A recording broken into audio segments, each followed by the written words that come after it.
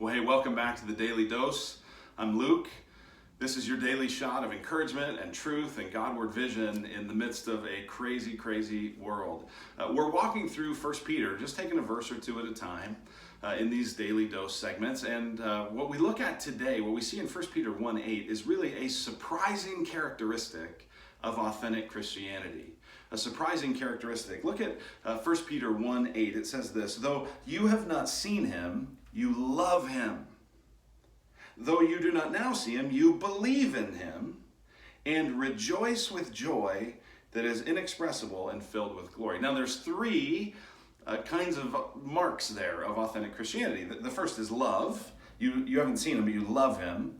The second is belief. You don't now see him, but you believe in him. And those first two I don't think are very surprising. It's like, well, of course you're supposed to love Jesus. That's the greatest command, is to love God with all of your heart. And anybody who would say they had faith would say, yeah, I love Jesus. The second thing, though, is that you don't just love him, you believe in him. You gotta trust in him.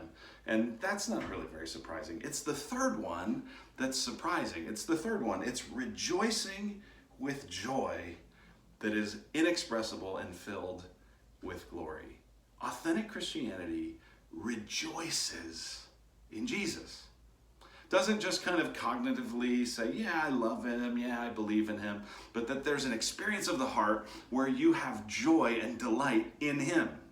Now, this isn't necessarily joy and delight in all your circumstances. It's not joy and delight in everything that could happen to you. It's not joy and delight in every conceivable experience, but it's in the midst of all of those things and all of those circumstances. It's joy and delight in him. And it's joy that Peter says is inexpressible and filled with glory. There's just times as followers of Jesus where we just go, I just love and delight in and enjoy the Lord. And that really should be there. The best way that I've kind of heard this illustrated comes from John Piper. He's been one of my favorite teachers for years. And he kind of contrasts the idea of, imagine a husband who shows up at the door unexpectedly with flowers. And the wife says, oh my goodness, why did you buy flowers? Imagine if that husband said, because it is my duty to bring you flowers. That actually would dishonor his wife, wouldn't it? Compare it to if he showed up at the door and she said, oh honey, flowers, what a great surprise. Why did you do this? Imagine if he said, because I enjoy you. You thrill my heart, you delight me. Life with you is unbelievably great. I'm so glad we're together. The difference is huge.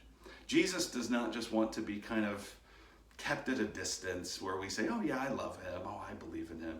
He wants us to find our joy in him, to find our refuge in him. And it's interesting, especially in these days, as it feels like all the different things that we tend to find joy in get stripped away.